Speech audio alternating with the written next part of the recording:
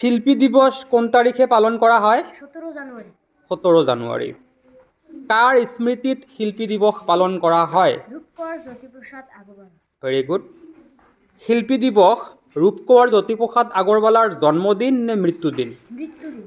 Very good. Konwar Jyotiprasad আগৰৱালাৰ জন্ম ক'ত আৰু কেতিয়া হৈছিল? 1903 চনৰ 17 জুন তাৰিখে ডিব্ৰুগড় জিলাৰ তামোলবাৰী চাহবাগিচা। ৰূপকোঁৱৰ জ্যোতিপ্ৰসাদ আগৰৱালাৰ পিতৃৰ নাম কি আছিল? পৰমানন্দ আগৰৱালা। Very good. মাতৃৰ নাম? কিৰণময়ী দেৱী। আৰু পত্নীৰ নাম কি আছিল?